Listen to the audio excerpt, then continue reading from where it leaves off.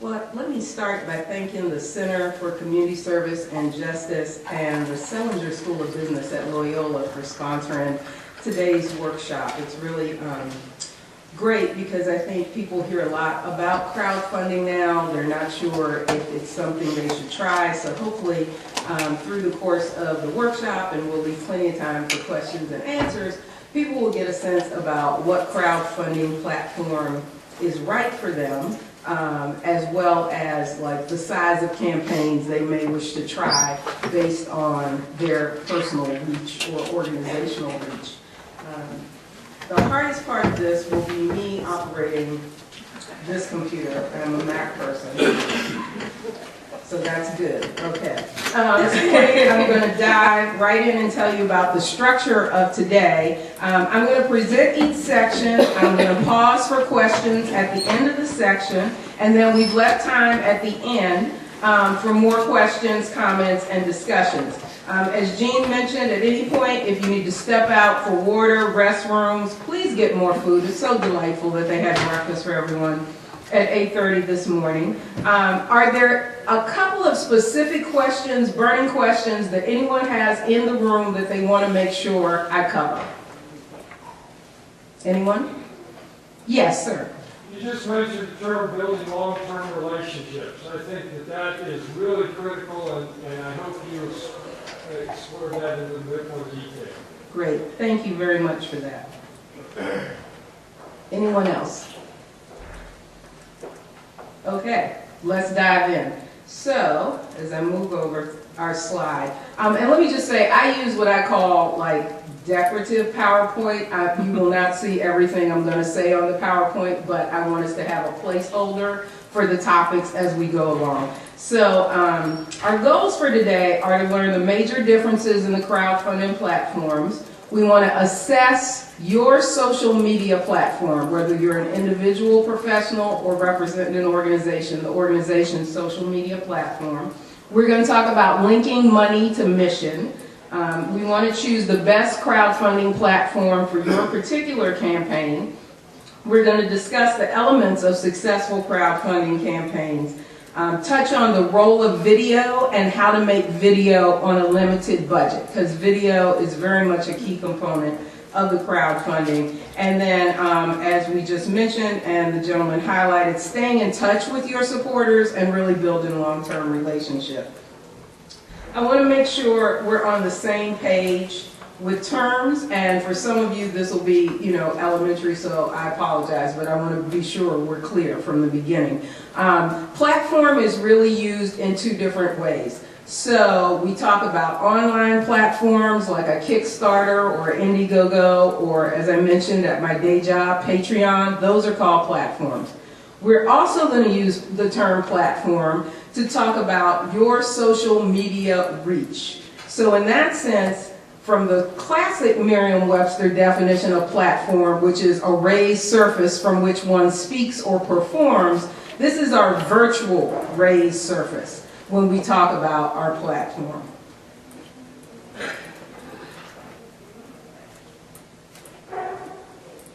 So there are four popular crowdfunding platforms that we're going to touch on today, and they're all a little different.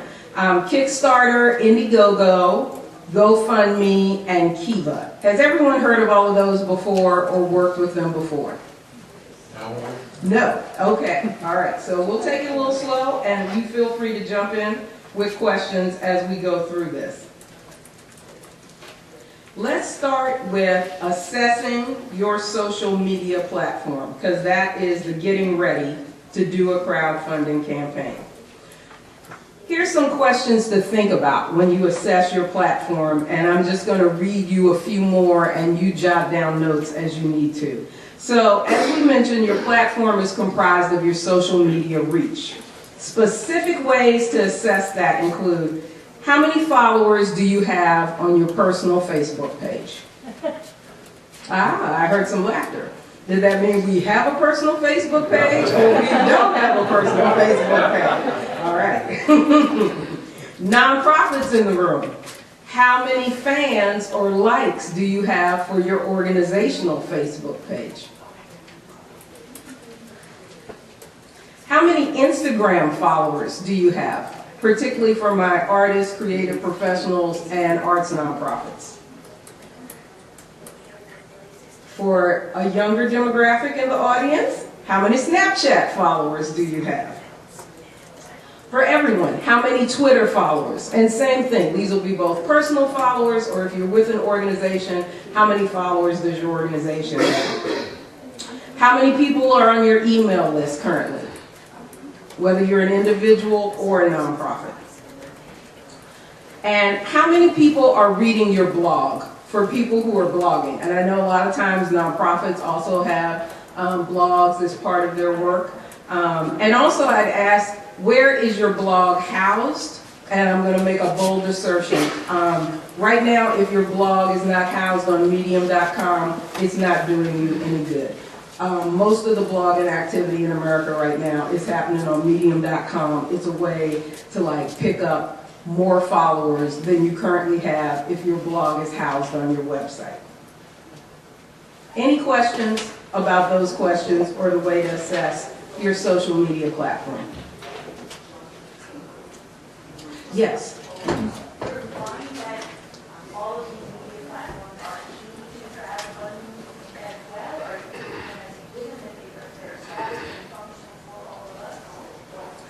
No. Yes. No, not all of them. So, question number one. Are social media platforms essential to crowdfunding success? Yes. Okay. Next question. Am I recommending that you create them all? Absolutely not. I do not have them all. But what I am suggesting is you pick one or two, you master them, and you get consistent with them. Crowdfunding only works through the concept of virality, and if there's no way for your campaign to go viral, you're not going to extend your fundraising reach as fast as you would like for a crowdfunding campaign. I saw another hand, sir. It was a very similar question. Okay, sure. Yes? So one of my students a few semesters ago interned or had a job, I don't remember which, where she used what's known as a single source application that would break up bits and pieces and go to these different social media applications. What do you think about that? And do you know the name of that or something like that so that you don't have to do all of it? Yes, so great question. Two ways to do that. I am familiar with Hootsuite that does some of that and allows you to schedule your post and interfaces across a few different platforms. I'm sure because, technology is always changing, there's probably a new tool today.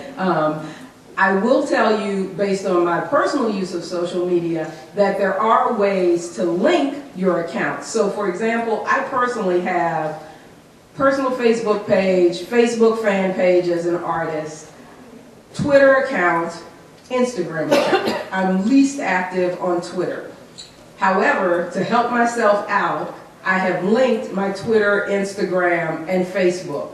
Because a lot of these social media sites, for those of you who aren't, as social media savvy, and let me just say, this is not judgment, this is not, anything. This is about getting us ready to get the money we need for our projects. You can link it so that when I post a photograph on Instagram, there are built-in sharing tools that will then share to my personal Facebook page and also Twitter if I choose to activate them. It also links to things I don't use. I mean, some people in here may use Tumblr, for example. Instagram interfaces with Tumblr. So yes, there are absolutely tools that can both help you share more easily, built into the apps, as well as things like Hootsuite that allow you to be a little more forward-looking and schedule posts out. Yes? Could you spell that word? It sounded like Hootsuite or... Hoot, like an owl, hoot. Oh. I think it's H-O-O-T, Suite, S-U-I-T-E. They may add an extra E in there. It may be a hoot and then an E, sweet. Okay, great. Thank you. Ready to move on? Okay, great.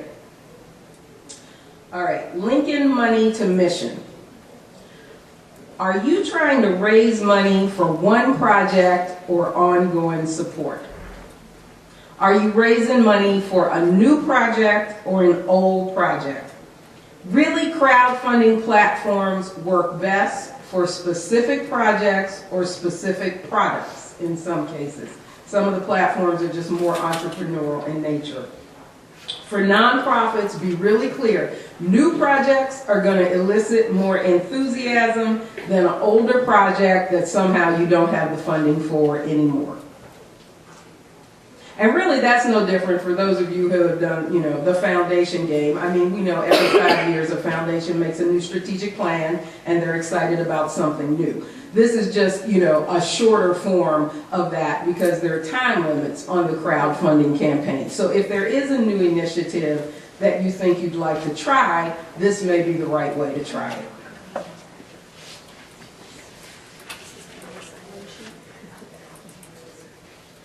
Okay, which crowdfunding platform should I use? And we're going to go into a little bit of detail here. So let's start with GoFundMe.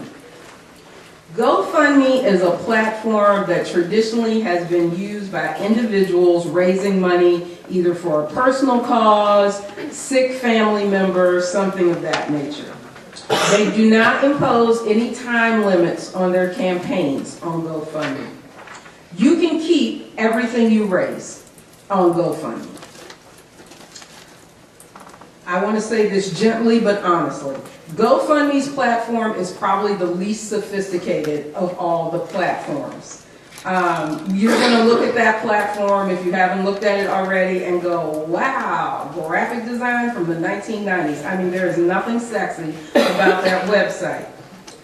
There are also bugs, and there's sometimes the system overloads. The last time I went on GoFundMe to add money for someone's medical campaign, it took me 3 times to get my money through to them. What GoFundMe excels at, however, and always has excelled at, is the virality. Their sharing tools are exemplary. And so that's really what has helped them grow into a large platform, and people have found a lot of success using the platform because of that. But again, it's more so for individuals raising money for a specific cause. I have seen a couple of individual artists, for example, raising money from family and friends to support travel to a residency. Or a family member has gotten sick and people want help with medical expenses or sometimes, unfortunately, final expenses. Questions on GoFundMe? All right. Kickstarter, not for nonprofits. They tell you that up front in their frequently asked questions. No fundraising is allowed on Kickstarter. Kickstarter is really a platform that works best for launching products. This is a place where sometimes people bring new tech products to market, fun new watches, new radios, calendar products, journal products. Really, it's just targeted around products. Kickstarter is also all or nothing. You either raise 100% of your goal and then get your money, or you don't reach your goal, you pay them a fee, and you go home sad. The way Kickstarter helps people, quite frankly, is it creates a sense of urgency.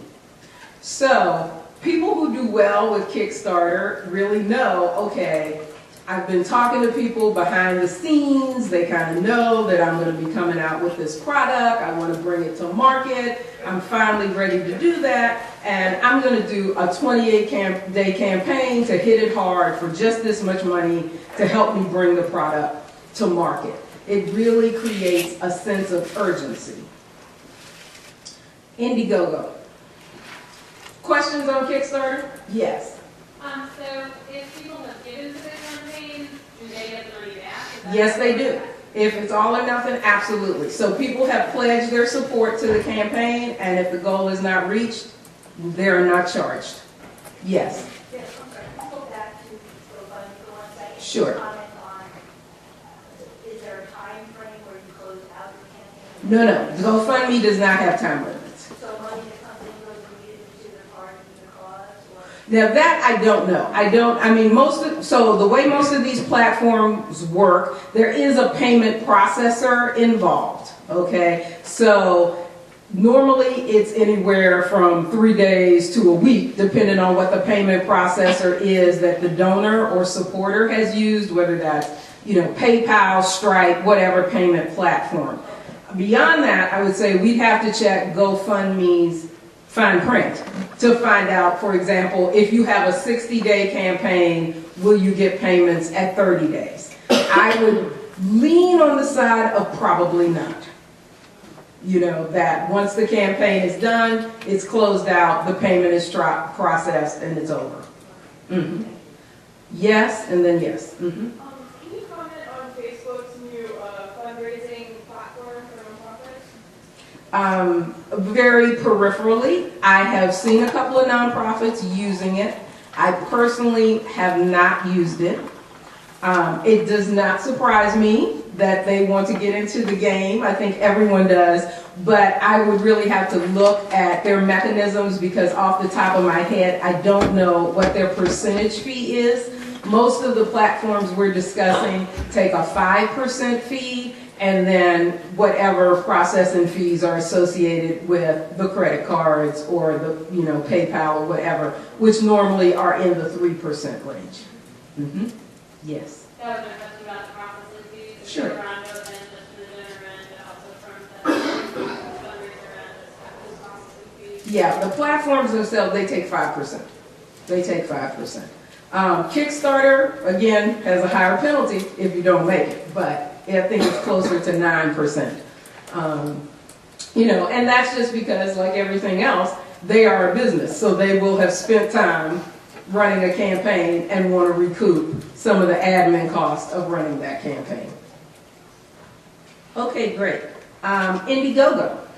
So filmmakers love Indiegogo. Love, love, love. That is really the one that I would say filmmakers and films are what made Indiegogo a successful platform. I know, it's kind of moving. I told you I'm a Mac person. It's kind of like if I lean on my notes, then somehow I've inadvertently advanced the slide. But we'll get to the next slide. Okay, so third one down, Indiegogo. You can keep whatever you raise on Indiegogo. It's all or nothing. It's not all or nothing like Kickstarter. So that's another reason people like it. The trade-off is you don't have that sense of urgency, like with Kickstarter, but you can keep whatever you raise. Indiegogo also made a new platform that's specifically targeted to nonprofits, generosity.com. They do not charge their normal 5% fee on generosity.com. It just has the 3% fees associated with processing the payments. So for nonprofits in the room, that may be something you want to look at.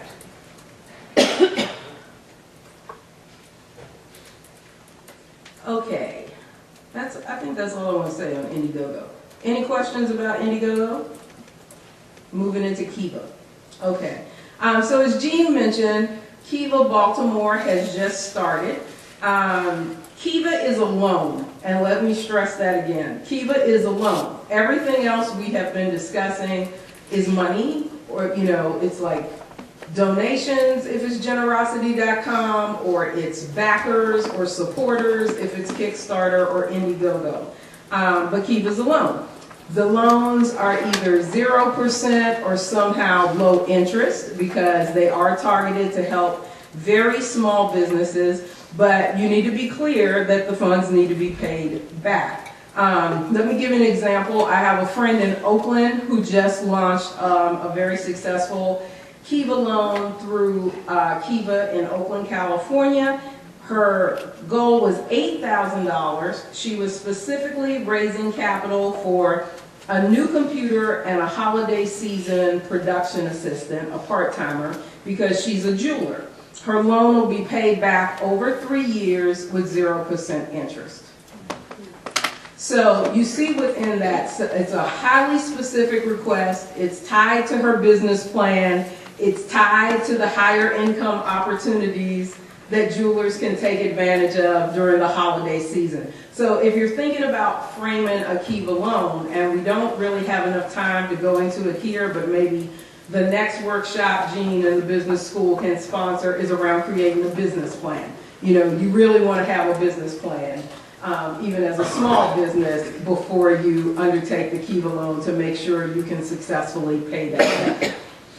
Kiva's facilitated through two models, the partner model and the direct model. Kiva Baltimore will be the partner model because Loyola will be a trustee and can recommend and endorse people for loans. The direct model is when someone just applies straight into the Kiva website by themselves.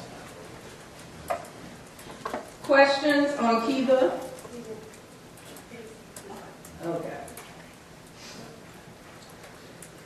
Here we go. Elements of a successful crowdfunding campaign, the title of the workshop. Your budget is realistic.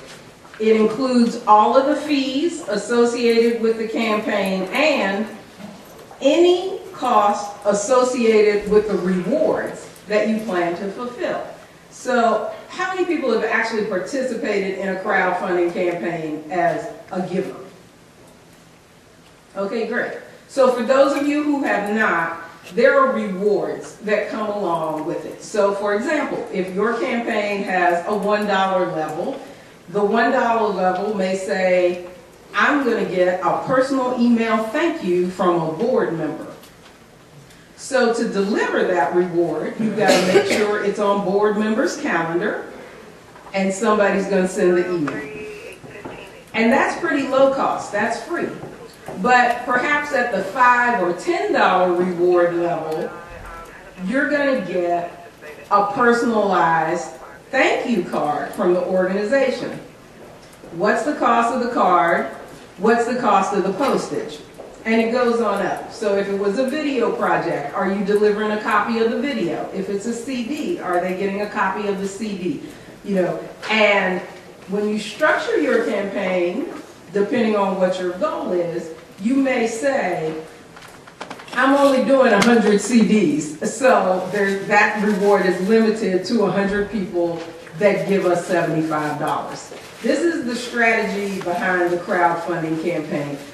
Rewards trip people up more than anything else because they haven't factored in the time to deliver the reward, the cost of delivering the reward. So a well thought out crowdfunding campaign has a budget that has thought this through, put it in the budget, and adjusted the goal accordingly. You may not have an $8,000 goal. After you total up your rewards, add the 5% fee, you may really have $12,000. That's your goal. Questions on budgeting for crowdfunding? Okay. You know how you're going to staff your campaign. This is important whether you're a nonprofit, whether you're an individual artist. Somebody has to be watching the campaign every day. Somebody's going to be the person that's going to get the email notifications from the campaign when someone new makes a donation or becomes a backer. So to disregard the staffing side of managing all of this is a huge mistake. I have a good friend in San Francisco. She and her partner started their own nonprofit. They are sponsored. Their fiscal sponsor is 350.org, for those of you that know sort of the environmental nonprofits. And they're about 3 or 4 years in. They did an Indiegogo for $40,000. She did nothing else for the 30 days of that Indiegogo. That was her work for 30 days. Every day she was monitoring the campaign. She was making sure that donors were getting their thank yous on time. You know, that was her job. So don't underestimate the staffing side of a crowdfunding campaign. Uploading the videos. Who's going to make your videos? Who's going to upload your videos periodically through the campaign? That's also a step. And then post-campaign, you want to make sure you have the person and the plan to fulfill the rewards, particularly any rewards that aren't going to be delivered virtually. Okay, so the big secret, which is the last budget, it's kind of open secret, and some of you may know it already. you need to have at least a third of your campaign in the pocket before you launch. So for folks like me who have a background in community development, this is what we call the plaque phase of the capital campaign. You know, we never just really launch a building. We have 2 or 3 foundations, 2 or 3 major donors, maybe 1 named gift already in the pocket before we launch $4 million or $5 million building. No different on a crowdfunding campaign. So to take a simple example, you or your organization wants to raise $9,000. You get $3,000 in commitments from 3 people. They're each going to do $1,000. You're doing a Kickstarter and your campaign's going to run 28 days.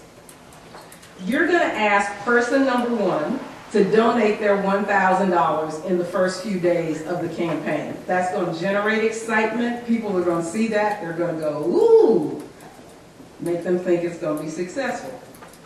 You're going to ask person number 2 to donate their $1,000 between days 14 to 21 to give you some midpoint momentum.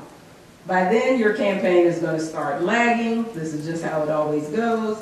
And suddenly, like magic, somebody's going to put $1,000 in. And you're going to be on your social media with, wow, just got another great $1,000 gift from Anonymous. Yeah, Anonymous. Okay. And then last but not least, you're going to ask the final person to give their $1,000 in the final few days as a closer to make sure you get there. Questions? Anybody surprised by that? Oh, okay. Okay, yeah. Good. Now you know the secret. The secret of successful crowdfunding. Yes. That's normative behavior for people who take workshops with professionals like me, and for people who have done successful crowdfunding campaigns in the past. They will absolutely tell you, you know, this is not build it and they will come. This is have some already, and from that platform, then we're going to build a little more. Mm-hmm. Yes, in the back. Mm-hmm. Okay, so I've made the first mistake, which is launching a campaign before doing that. Okay. Is it a good idea to take it down and then start over again? You know, I don't know. I mean, I would have to know a lot more about how many gifts you already have, which platform you're using, you know, what your total goal is, how much time is left on the campaign. Do you have 3 or 4 donors right now that you can call and say, get in there to help me make it? Do you want me to answer a little of that? I would say, can we hold until Yes. the end of the presentation, and then you'll be a case study for us during the Q&A. Yes.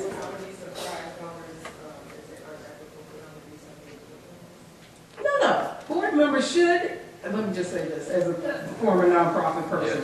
Board members should always be giving to nonprofit organizations. I come from the school of board members should have an annual give or get. So if part of the annual give or get is supporting the crowdfunding campaign, sure, that's great. Mm-hmm. Yeah. Anyone else? Okay. All the board members gonna leave now. Hey, let me just say, and I've sat on both sides, okay? I have been nonprofit staff at all levels, including executive director, never again, never again. And I have been a board member for nonprofits too, and had give or get, you know, so I'm not saying anything. I have taken the medicine myself on both sides. All right, let's get into video, because this is also a sticking one. How many people here have made video before? Okay, 1, 2, 3, that's good. Okay, good. So feel free to chime in with things from your experience about video when we get to our Q&A. I'm going to go through just a few points for the people who have not used video before. In order to have a successful crowdfunding campaign, you're going to need a communications plan. The plan is going to include two major things. You're going to pre-write and time some of your online posts as part of the campaign. So, for example, a nice welcome message, a thanks so much to the first 10 donors might be a message you want to pre-craft. Later on, you might want to say, did you know if you give X dollars, you get Y reward, or thanks to so-and-so for being the first at the $50 level. So you want to just, have some canned marketing text ready to go to save you time when you're in the throes of battle of the campaign. Also, this plan is going to include video. You're going to want a clear and compelling launch video. For nonprofits, that's your campaign statement or really your elevator pitch, because these are short, interesting, snappy videos where you'll share who you are, what you do, what your project or product is, just, welcoming people into the campaign. You're also going to make some videos along the way, or what I call video on the fly. So, for example, I could grab my phone right now, turn around and do a video with all of you and say, hey, here we are at Secrets of Successful Crowdfunding. We're at Loyola, so excited about it. Look, we've got 50 people ready to launch their crowdfunding campaigns. And I'm done. That's a video on the fly. I could link that to my Facebook, my Instagram. If I was doing a crowdfunding campaign for something, people would go, oh, look, Cheryl's out there doing a workshop. So think about both planned videos and also ways that you're going to do a couple of videos on the fly. The easiest and most affordable way to make a video is with your smartphone. If you do not have a smartphone yet, I encourage you to make friends quickly with someone on your board, another artist who is okay with the smartphone, and get it done. They, if they are kind, could point their smartphone at you and record your welcome video for you. As I mentioned, I'm an Apple person, so I use an iPhone and iMovie. I have an iPhone 6X. I did not run out there for 7 right away, and I use a MacBook Air, and I also have iMovie on my MacBook Air. But you can go, I think, not so much iMovie, but there are other editing suites that you can get right on your phone. Most of these apps cost $4.99 or less, so it's not a huge cost. Other apps that I mentioned here that are pretty affordable, Cinematic is actually a Hipstamatic affiliate, and Hyperlapse is an Instagram affiliate. Was I just speaking a different language for anyone in the room? Okay. All right. So both Hipstamatic is actually a phone app that you can buy, and it's a way beyond your built-in phone camera. It has lots of fun special effects that you can put on your photos. And some artists now are even doing Hipstamatic art shows. I mean, it's really fun. Similarly, Instagram, we talked about before. Instagram is one of the social media platforms. It's a visual-based platform, so you post photographs to a board, and then people see, and people can comment on the photos, or you can add editorial comments. So Hyperlace is a video application that is related or in the family of Instagram tools. Did that help clarify it for the people that didn't understand what those were? Yes. What about YouTube? I put my videos on YouTube, Facebook, and my blog. The Facebook works a little better for me than YouTube, but lately I've been getting some more views on YouTube. Great. So you're already skilled at video. The key is once you pick your crowdfunding platform, you're going to have to upload your video to that platform. You know what I've been doing now? My fundraising, and it's been working for me, because I wasn't computer savvy now. When I first started, I wasn't. What I did was, people I wanted to become a travel artist. I told them that I want to go to Paris. Okay. I need some help get there. So what people did was say, Gloria, I'll pay you $100, $500, whatever. To go, when you come back, you take me a picture of Paris or a couple pictures of Paris. Okay. I did that work. Then my daughter said, well, then you gotta do these videos, okay? So you can get the more places. Now I'm doing one to get to Rome, and that's working pretty good. But first it started word, like you said, I started word of mouth. Right. Okay, I had some people, I went to those people for Paris, got a third of it, and now I'm trying to do videos. Yes. Get the rest of it. Okay, so is your name Gloria? Yes. Okay, so Gloria, hi, I'm Cheryl. Hi. So Gloria, you were what I would call the analog model of crowdfunding. So you're doing it in the analog version, and we're here talking about crowdfunding in the virtual version, okay? So, you know, you have, what you're describing is the reward structure. If I give you $100, I'm gonna give you a painting. That's a reward. Okay. Okay? But what you'll see is if you pick one of these platforms to try it, so in your case, you may have $1, which is you're going to get an email, thank you. You may have $5. I'm going to send you a digital photograph from Paris. Okay. On up to $100, you're going to get an original painting. Now, be clear, because you're in the virtual space and people may be out of town, your $100 painting may in fact have the 5% built into your goal. What's the postage? You see what I mean? Yes. So you may think I need to raise $5,000 for my trip, but when I add up the materials and supplies to paint 6 paintings, the shipping to safely ship and insure the 6 paintings, okay? My goal needs to be $6,000. I'm okay because I paid for makeup. People donate the makeup, so I'm Okay, there. but you see where I'm going, okay? You see how you can translate what you're doing now into this if you want to. Okay, great. Other questions? Sure thing, thanks for that. Other questions? Comments? Okay. All right, great. Staying in touch with supporters. So this is a big one.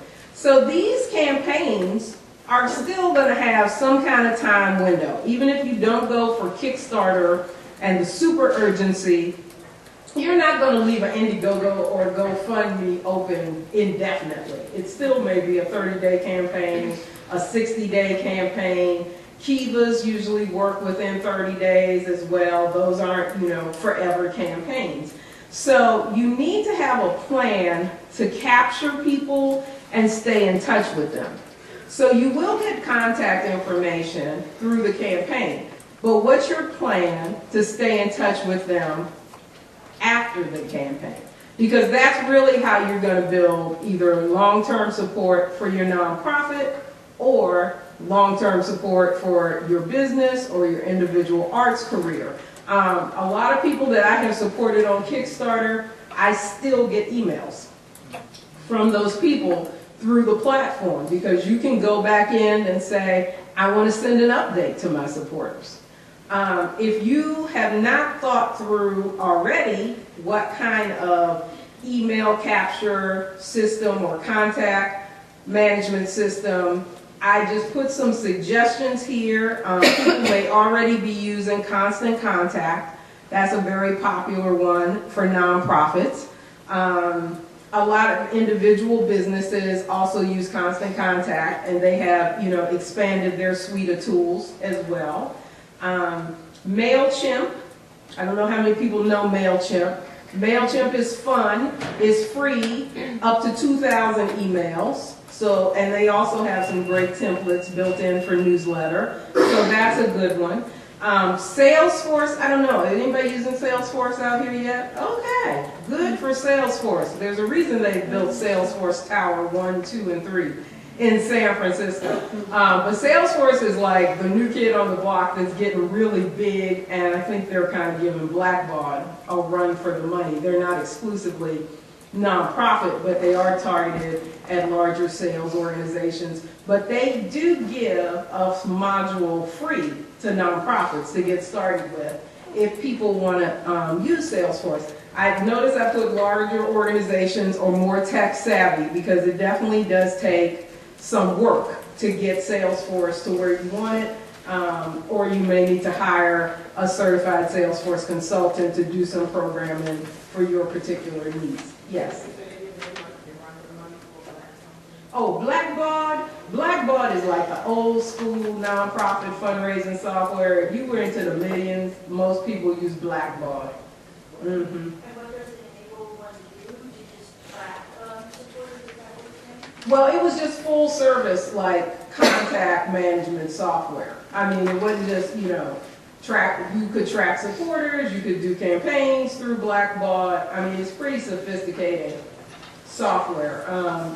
Membership organizations to be able to manage different levels of membership. I had worked at a large membership organization and they use Blackbaud. Infusionsoft is another package that may be of interest to people. Again, larger organizations or more tech savvy. Infusionsoft is very popular with sort of the coaching world, people who do like personal coaching and that type of thing, because you can really stagger and plan your campaign emails. Just as an aside, believe it or not, it takes something, the last thing I heard was, it takes at least 3 to 5 or 5 to 7 contacts to make a sale. Most of us stop at 1 or 2. So for entrepreneurs, that's my tip of the day. It takes a long time to make a sale. And so Infusionsoft is really a program you can use to make sure you're communicating on a regular basis with people, because they recognize it's going to take perhaps that fifth touch to convert the contact into a sale. All right. So it is now 9:42, which gives us at least 15, 18 minutes until 10 for open Q&A. I just want to say thanks so much again for everyone who hosted this workshop, and thank you all for coming. If anything about this has stressed you out, I know we covered like a lot of technology, and I'm a person with some gray hair. It was not an easy road for me to work at a tech company. But there's so many online learning tools that you can get, either through YouTube. You can Google and find some YouTube videos that may help you on how to shoot video. Lynda.com, Lynda, is a great platform and does 10-day free trial.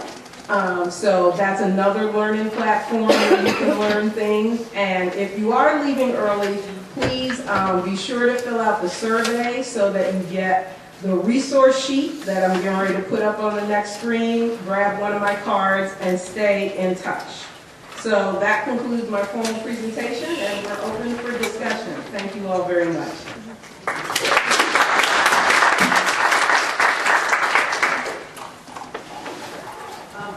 My video is that video led Baltimore. It's run by Micah, and it's free. So that's a place to get the videos that Micah plays.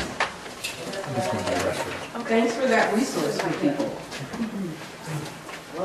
Yes. Could you repeat that, please? Micah Lab. It's Video Lab Baltimore. Video Lab Baltimore. That Michael plays. It's on Facebook. They have a Facebook page. And I think it's 800 block or College Avenue. But it's at Michael plays. Michael runs it.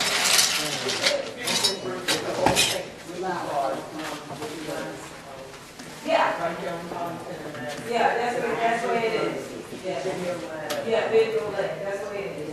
Excellent. Video Lab Baltimore. Great resource locally for those that don't want to make their own videos.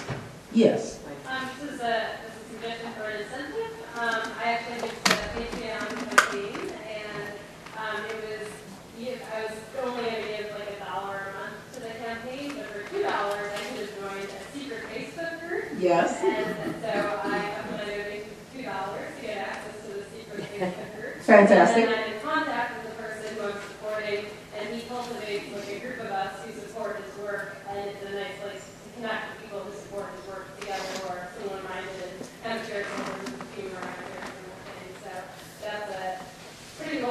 way to do an incentive that doubles my annual contribution by property data. Yeah, that's fabulous. So Patreon and all of these other platforms, the crowdfunding platforms we talked about today, as well as Patreon, which is a place for recurring funding, they all have great tools, not just frequently asked questions, but they have like guides to get started. So you definitely should read all of those before you launch a crowdfunding campaign. You also should search the platform to see if there are examples of people doing campaigns like you want to do. Because the chances are somebody has run a campaign like the campaign you want to run, and you want to see if it was successful. You want to see what some of their rewards were. It's a good way to do background research before you launch your own campaign. And again, if you have a staff person, social media, even social media part-time, college intern in communications, that's a great thing to have, nonprofits. That person could run a secret Facebook group for you as a reward. That would be awesome. Yes? What do you say is like the ideal kind of like sweet spot for a length of time you're running a campaign? Like, what are some examples that make it too long, and what would you say is too short if you're looking for, let's say, between 10K to like 35K? Yeah. I would say the 30 days or less is really the sweet spot. You know, the 28-day Kickstarter is the granddaddy or grandmommy of them all. It really, and it doesn't matter how much money, you know. I mean, one of my favorite Kickstarters, there's a young woman in Southern California that does a calendar called the Passion Planner. You know, she makes $350,000 in calendars in a 28-day Kickstarter. But, you know, and she did it from the first time out, but she had a very clear, well thought out product. You know, she had a social media following to activate, you know, because she was starting her business out of college. She found that most planners weren't really targeted to creative people or to students just starting out. I don't have mine on me today, but you can look at it online, you know. But that's a 28-day campaign that always raises over $350,000 for a product. I'll follow just a follow-up question on your answer. Mm-hmm. So does she do that campaign again each year at the start of the year for like a new year calendar, or like would you recommend doing that for nonprofits as like planning? Okay, we're gonna have this like crowdfunding goal that we're gonna launch in January each year for like a similar program or trying to turn it into a year. Right. Well, this particular one, she has done it, I think, 3 times for different products. Okay. So the basic product doesn't change. It's a calendar. The first year she did it was just launch the business. I've made this calendar. This is why I've made it. The second time she did a Kickstarter, she launched an academic year calendar that started in August. Okay. And now she's made enough money, quite frankly, that she's at the give back. So she did a campaign that was a special cover that if you bought that one, she was also going to give a free calendar to, you know, local school or local nonprofit or whatever. So it was basically a 2-for-1 deal. Mm-hmm. Sure. Other questions, comments? Yes. Is there a way to like to crowdfund without like these platforms can be like directly through PayPal or any other Okay, so PayPal, let's just say PayPal because I know that one. So PayPal, again, has 2 choices. There's send money to friends and family, or there's send money for goods and services. So if you were doing something like this, you would be send money for goods and services. If you were having people send you money as friends and family, you'd really be like breaking the law in a way, you know, because PayPal has to pay certain fees for products versus, I mean, it's not so much breaking the law, but I think it's breaking the integrity or the spirit and intent of that financial platform. You know, you don't want to skirt paying the fees. So you would say, I'm going to do, I don't know, one photograph, let's say I'm doing art photographs, and I want to go on a residency, I need to raise $3,000, and you did an email broadcast that said, this is how much money I'm trying to raise, I'll send you a photograph, please, PayPal me through this link, and you would give them a link for PayPal products and services. You would instruct them, please choose the option, send money for product and service, because I'm going to give you this thing.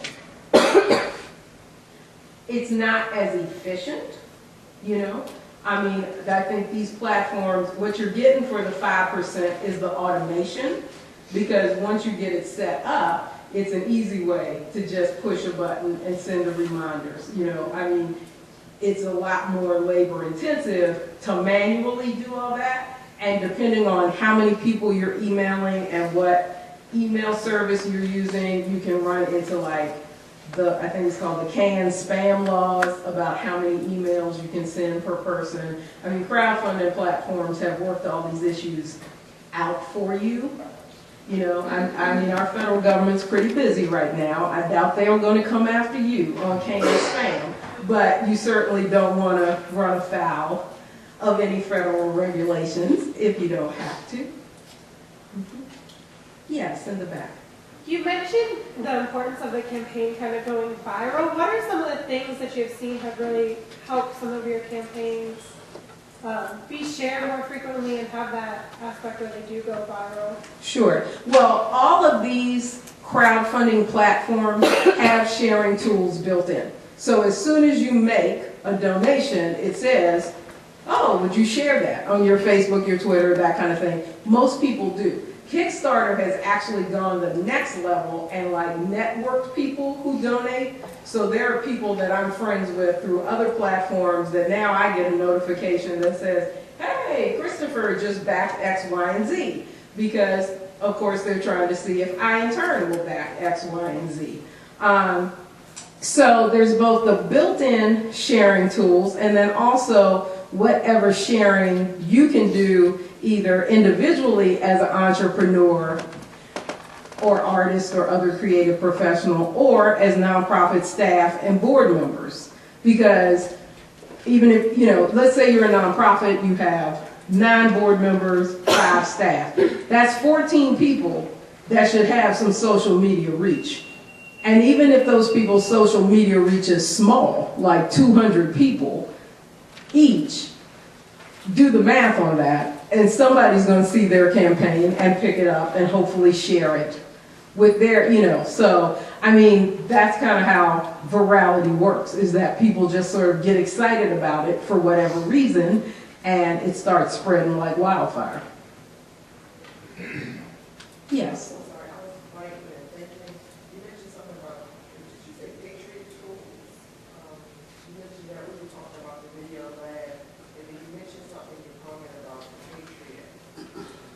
Oh, I think because this lady mentioned the private Facebook group that she doubled her donation on Patreon, and I was saying that all of the platforms have not just frequently asked questions, but tools and resources to help you set up your campaigns. Sure. And same with, Kickstarter has a full, launch guide. They all have launch guides that you should read. Yes. So back to whether or not we should start over. Well, I've answered my own question. Okay. I think we have to take it down and start over again. All right. Do all of these things right. But so one of the things I'll need to do, we're completely volunteer right now. All right. So I'm going to have to get a volunteer to focus on nothing else but this for 30 days. Yes. If we're going to do a 30-day campaign. When you talk about getting other people to share, one of the things that volunteer does is connect with sort of our core group and make sure they keep sharing. I mean, how many, like, and if they don't, can you get that person to have access to other people's Facebook? I mean, how does that work? They probably couldn't have access to other people's Facebook, but when we talked about pre-writing text in the communication plan, so they should send to all of your volunteers canned text, prepackaged text that says, Hey, I'm a volunteer with X organization and they just launched their Kickstarter for Y. Here's the link, donate now or support now. You know, so the person is feeding that to people, so then they're not having to do any work. For example, Twitter, it's got to be 140 characters or less, and really for people to retweet, you need to have 120 characters or less to give room for the retweet. So have them write some tweets for you, 120 characters or less, and send those to your people so they have a tweet ready to go. Oh, sure, thank you, and good luck with that. I mean, you know, it's great to just know, okay, start fresh. I had a friend that started a Kickstarter, realized she had done the wrong thing, took it down, you know, 3 weeks later, she's running a successful Indiegogo. No shame in that, you know, we all learn. I mean, it's like the old adage, let's just fail faster so we can get on to it. Yes. I have a tax question. I assume that if you're doing something with crowdfunding and it's a product or service related to your business, for-profit business, Yes. that money is raised Sure. I raise money to support a music program in Haiti. A music, A music program in Haiti. yes. So it's a volunteer thing, but currently it's not specifically a nonprofit, so it's a 501c3. Right. Would I need to make sure that somehow it is Yes. If you want donors to get the tax? the tax write-off, absolutely. So you should find someone that could run a generosity.com for you to raise the funds that way. Otherwise, people just know, okay, we're giving money and it's not tax deductible. And is it also a potential problem for me that it might be looked at as income for me, or? Well, if the income is going to you, yes. If the income is going directly to the group in Haiti, no, it's not an income problem for you. And these platforms are global. I mean, you know, they send money all over the world. So they're global It platforms. could go from the platform directly to an enemy in Haiti. Absolutely. I mean, I'm sure that I just pulled one out the sky. I'm sure if you write to generosity.com and say, you know, how do you process payments for nonprofits in Haiti? They're going to be able to say either we do or we don't. And if they say we don't, then you need to find a local nonprofit partner, you know. Thank you. Mhm.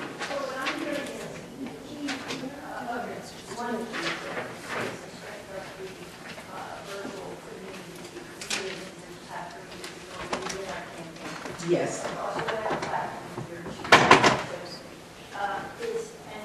so my question is, it's not, for example, that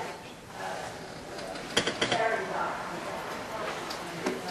generosity.com. Yes. New or unfamiliar to people in my virtual platform. That part's not so relevant. No. You know, because it's a platform, it's not a thing you need to know about generosity.com. Some of them, yeah, some of them may not know about it. I mean, you may have to tell them, do you know Indiegogo? Indiegogo set up a nonprofit arm so we don't have to pay as much fees. I mean, quite frankly, I think this is where we get into, you know, all that stuff we talk about, digital divide, depending on, you know, what age group we fall in, and gender, and race, and ethnicity, and all that other good stuff. I mean, there are certain demographics that are way more comfortable with everything online, including online payment processing, than other generations. So in that sense, I think it's assessing who is related to you and your work, whether that's, you know, I don't know if you're an individual entrepreneur or nonprofit, but, you know, take a pulse on general comfort with online giving. Because crowdfunding functions the same way as online giving. You're still going to put your credit card or your PayPal into an online payment processor. And some people are comfortable with that, and some people aren't. Jean. So if you assess your social media platform and it comes up with one thing, Yes. then you have to build in time to actually develop that platform, right? Sure. So, I mean, so how much time did you need to build in? Okay, so that's a great question. I've that's why I started with pick one or two social media tools that feel easy for you and roll with them.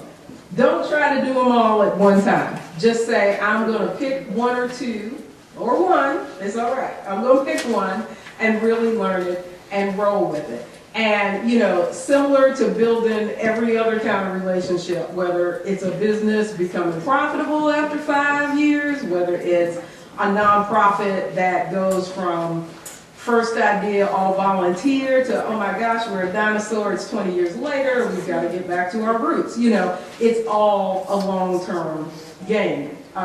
Social media platform takes, let me tell you a story of someone I heard. I actually got to hear speak, it was fabulous. Brandon Stanton that runs Humans of New York. And I know some of you have seen the books or you've seen it on Facebook. And it probably took him 3 or 4 years, 3 years at least, to build the platform he has now of millions and millions of followers.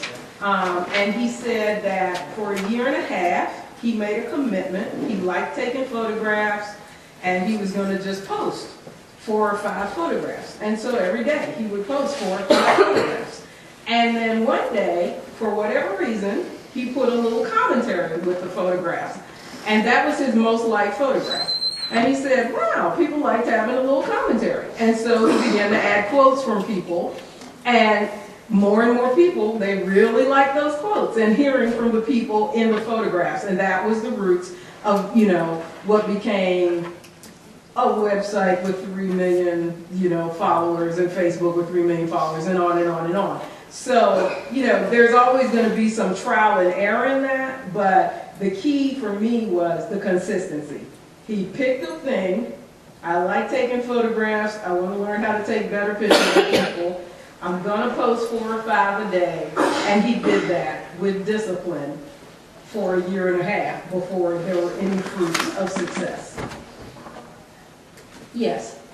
So I come from the world of technical and professional communication and usability and user experience. And we follow iterative design processes for websites, but also in like a sort of Kaizen, Six Sigma, always improving, reducing waste time model.